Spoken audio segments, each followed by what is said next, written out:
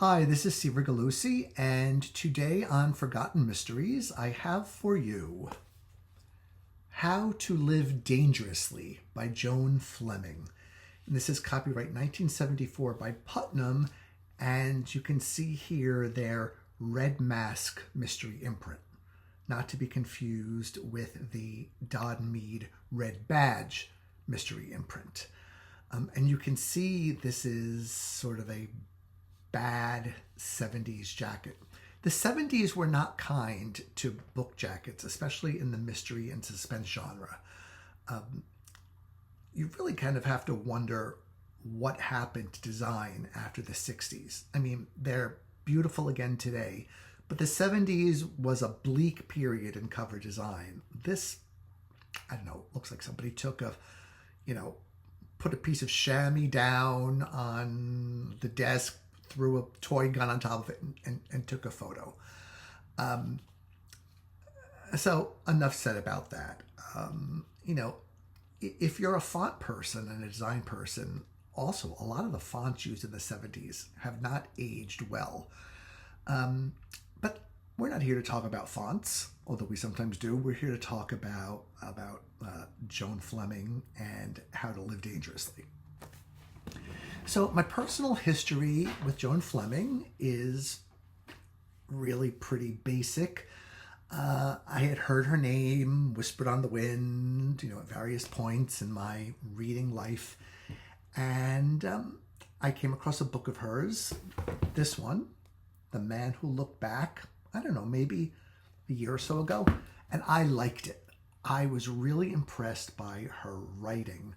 And even though the plot was just okay, I liked the book, and I made a note to myself that I need to read more by Joan Fleming because I just like the way she wrote so much. And I get such a kick out of the title of this book because with a title like How to Live Dangerously, you'd almost think it was written by Ian Fleming rather than Joan Fleming, but no relation.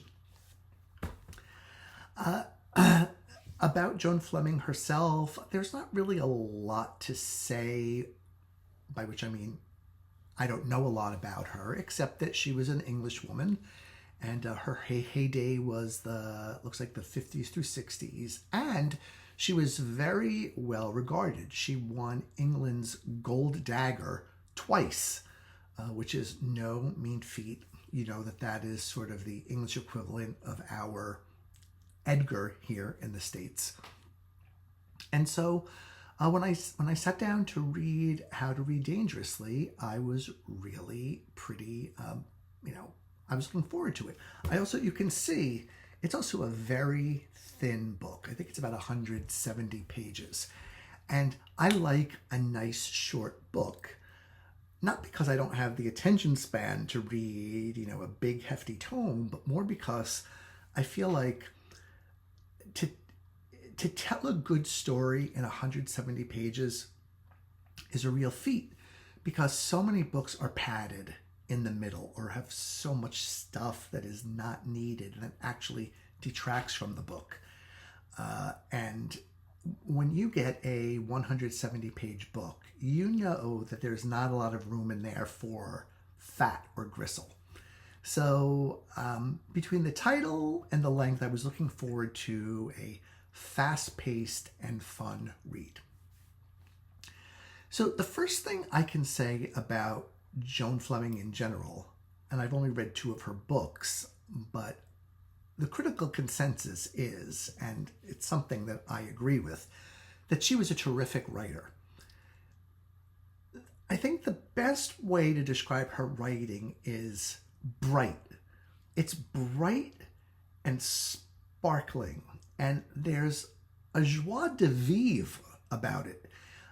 There's just something like, almost like when Joan was sitting at her typewriter, she was smiling and having a good time, and I know nothing about her personality, but she comes across as just this sort of positive and bright person, and it shows in her prose, which can sparkle. And it's always so nice to spend time around a writer who can do that. You know, not all of them can, right? Or want to, but this was a gift that she had. And it is, excuse me, it's in evidence in this book.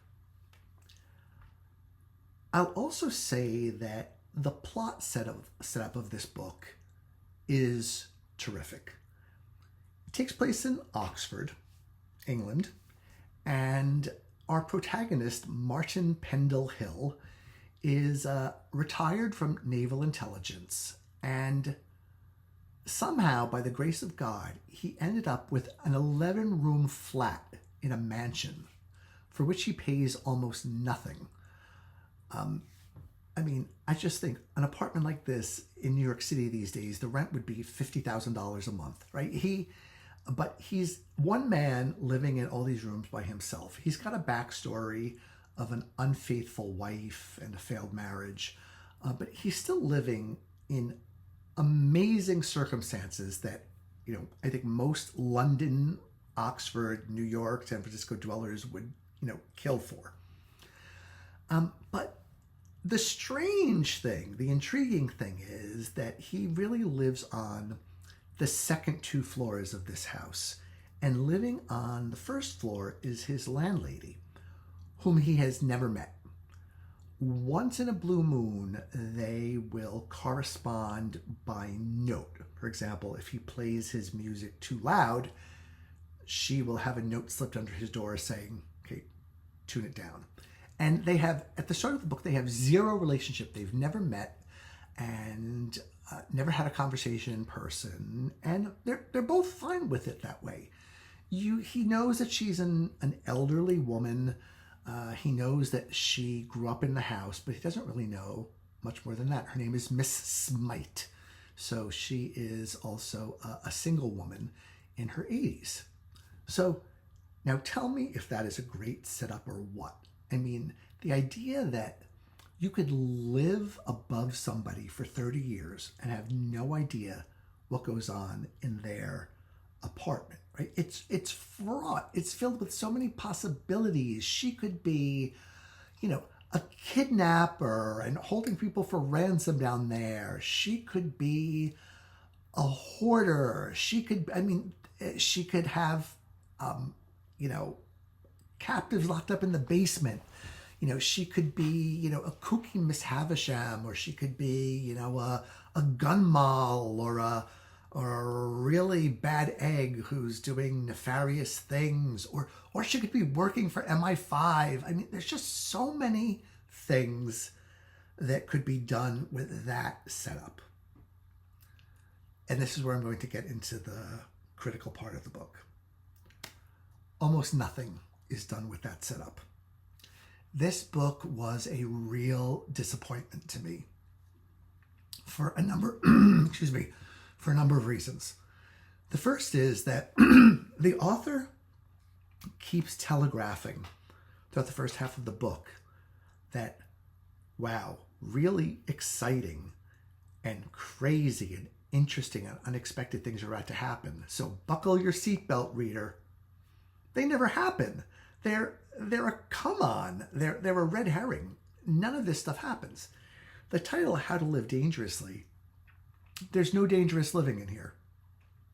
It is our man, Martin Pendle Hill, who lives on the second floor flat, really does nothing with his time. And as the book starts out, he suffered sort of a triple bit of trouble. You know, the old saying, trouble comes in threes.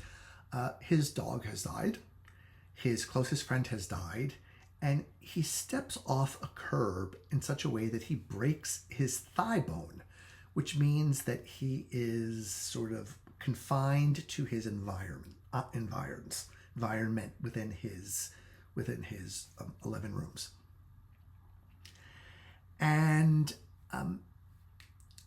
so if you think in terms of, you know, Rear Window and the suspense that Hitchcock built with just that kind of setup of someone being stuck in a place and watching what's going on around him, I thought, okay, this is going to be good. Not only is something really possibly very interesting happening downstairs.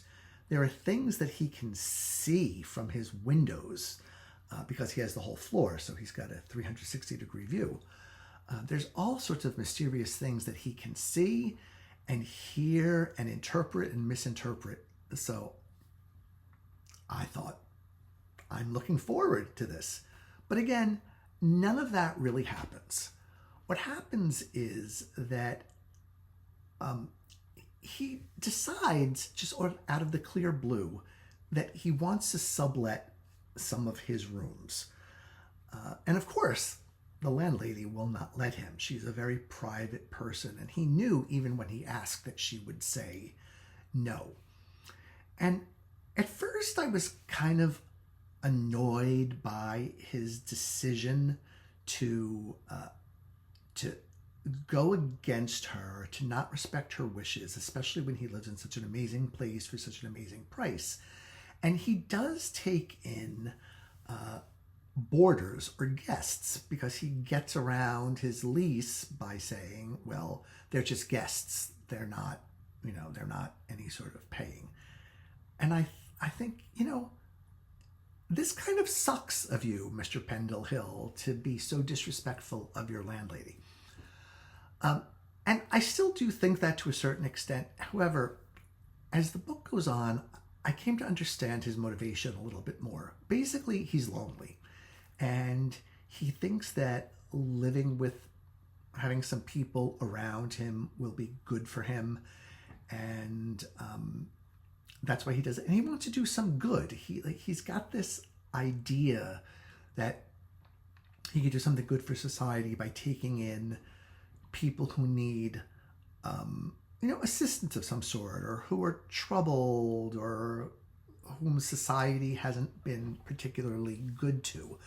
For example, a single pregnant woman or an unwed mother, which really put me in mind of a Celia Fremlin type plot. She was amazing at those kinds of plots, and I love Celia Fremlin.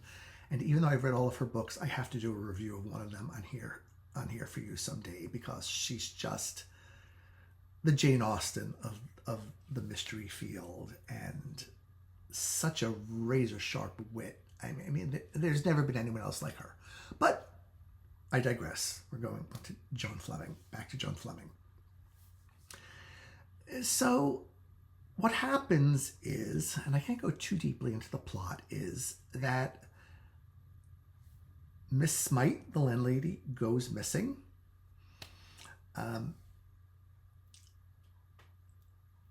Our chief character, Pendle Hill, has this insight that comes from absolutely nowhere as to where her body might be found, and he goes downstairs and finds it. And an investigation of sorts takes place, but it's not particularly well thought out. It feels like Fleming was making this up as she went along, that she didn't have any notes, that she didn't have her plot carefully scripted out as to what was going to happen. And I know there's a big controversy, let's call it different mindsets in the mystery writing genre of plotters versus pantsers. Plotters being people such as myself who sit down and they work out every plot detail, every chapter's events from start to finish, and then they begin to write. That sort of anal retentive way of writing. And then the pantsers, meaning they write by the seat of their pants, they sit down at their computer and they just let everything flow, and then they do more crafting when they revise. The thought of pantsing makes my heart palpitate. I could never, ever work that way, but I know a lot of great writers I've heard say work that way. So, whatever works for you. But if Joan Fleming was pantsing in this book, she was not pantsing well.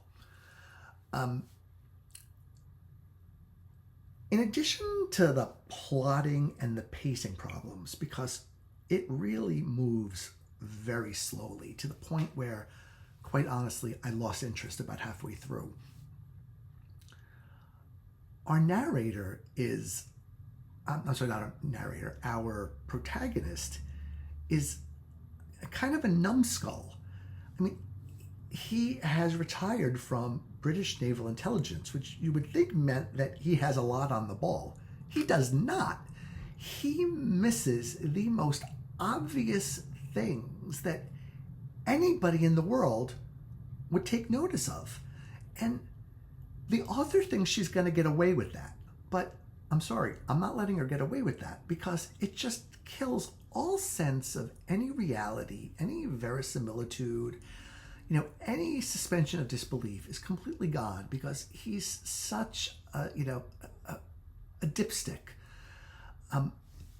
Mystery readers are probably familiar with the acronym TSTL, meaning too stupid to live. And that's often applied to, airheads who, if they did in life what they do in the plot of the book, they'd be dead, because, they just act without thinking, talk without considering first, go into that dark, drug-ridden alley by themselves at 3 o'clock in the morning to follow up on a clue, or get a note from a stranger and agree to meet them in some remote location, at some odd hour of the night. Just things that none of us in our right mind would do, but advance the plot. And that's what Pendle Hill is like. A particularly egregious example of this is that he's out in the yard of this house, and he sees that someone has put a staircase, a moving staircase, against the side of the house, and has smashed through the mullions on a window. And the window is now broken. And it doesn't faze him in the least. He doesn't think, oh, maybe somebody broke into this house. Maybe somebody robbed this house. Maybe something bad is going on the first floor of this house. Nope, doesn't even register.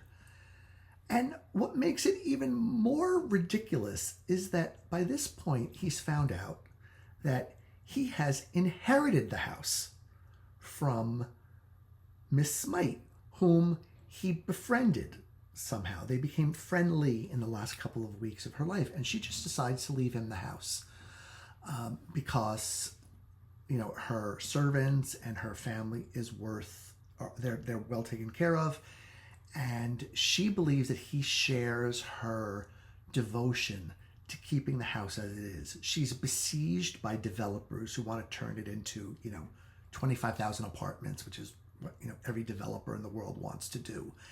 And she just thinks that he shares her love of old houses and history in the past enough to carry through her wishes. And the first time he ever goes into her home, her flat, he realizes that she is the owner of precious Chinese antiquities that are valued in 1974 at over $500,000. And she has decided to sell them, and her given reason is, because I don't like them very much. Okay, fine, do what you want. Museums, collectors will be happy to have them, and then you can give the money to charity. So with the house, Pendle Hill inherits this fortune of Chinese antiquities. Does he do anything at all to protect them? Does he, get them to Sotheby's instantly for safekeeping? Does he, rent out a bulletproof vault somewhere to save these antiquities? No, he just leaves them downstairs. People are coming and going. When he sees that the window has been smashed, it doesn't even occur to him that someone may be after these antiquities. And of course, no surprise, he goes downstairs one day and all the antiquities are gone. And this is a huge shock to him, shock to his equilibrium. Really? I mean, come on. This is just bad plotting. I'm sorry, Joan. I know you were really well respected, and I liked your other book. A lot of writers in their later books lose a bit of their touch. This is a late career book for her. So, maybe she was losing her touch, or maybe she had an editor who wasn't, particularly one to hold her fingers to the fire. But, I'm reading this, and page after page, I'm not believing that I've lost all respect for Pendle Hill. Then I start to question his ethics, because he knows very well that the woman who left him her mansion wants him to preserve it, but he starts calling developers to see what the possibilities are, right? As if he's not already been made enormously wealthy by the legacy that she's given him. So he can't even respect the dead enough to do what she requested him to do. So he just lost me. For the rest of the book, he kind of blathers around on his bicycle. He's still somewhat compromised by his mending thigh bone. And then, I would say 3 pages from the end of the book, the ending is dropped on you. The solution is dropped on you out of nowhere. Characters, police officers who have been in no way any part of this book, just solve the crime and tell them what happens. I mean, we English majors have all heard the term deus ex machina, right? This is one of the most egregious deus ex machina endings I've ever seen. It was like the author said, okay, tired of writing, explored what I felt like exploring. Kaboom, here it is, the end. So a lot of strikes against this book. Again, I'm sorry, Joan. Another thing, I jotted down some notes because I wanted to make sure I remember to say them. Something else that happens in here that would be verboten today is that one of the characters is a dwarf, and he is used for comic relief. He is kind of made to be a bit of a laughingstock, and today's agents and editors would just clutch their pearls in horror over something like that. Although I did learn a new word for dwarfism. It is called achondroplasia. Achondroplasia, or a dwarf also known as an achondroplasiac. So clearly it didn't stick in my head because I had to look it up, but it's always nice to learn a new word or two when you read a book, and I guess that's one positive thing I can say about this book. So that's really what I have to say about it, and I'm sorry it's so harsh, but I went into it, as I go into all books, wanting to like it and expecting to really like it because I like Joan Fleming's writing. But in terms of her execution in this book, very, very lacking. And so I beg of you, if you have not read Joan Fleming, do not start with this book. Find something else, do your due diligence on the web or elsewhere by talking to people, and choose a book that would be a better place to start. Now, I did do my due diligence on this book. I mean, I got it really cheap at a used bookstore. And Kirkus gave it a starred review, which, as you know, is no mean feat. I mean, Kirkus doesn't just throw around stars like they're fairy dust. A starred review in Kirkus means something, as it does in all of the review magazines. But Kirkus, always had the reputation for being the most critical and telling it like it is. So I just sort of quickly scanned the Kirkus review, not really reading it, but kind of running my eyes over it because I was afraid it would give up too much of the plot. And it got a starred review there. So that led me down the wrong path. After reading it, I went on to Goodreads. I see only 2 reviews there, and neither one of them is particularly positive. So if you do decide to read this oddly, I hope, unrepresentative entry in the oeuvre of Joan Fleming, I wish you all the best, and I hope you have a different experience than I did. And if you do, please comment below and tell me and other subscribers to this channel, if there are any, what you thought and whether you agree or disagree, and if I'm being too hard on Joan Fleming. I think I probably am, and I know I will read more of her. I'm going to go back to earlier in her career, maybe to her Gold Dagger winners, because I can't let this be the last Joan Fleming book that I read. I want to have fond memories of the reading experience. Okay, so that's what I've got for you. This was a long video, maybe because it's easier to talk at length when you're criticizing than when you're complimenting. Discuss amongst yourselves. Okay, thank you for listening and have a good night. Bye now.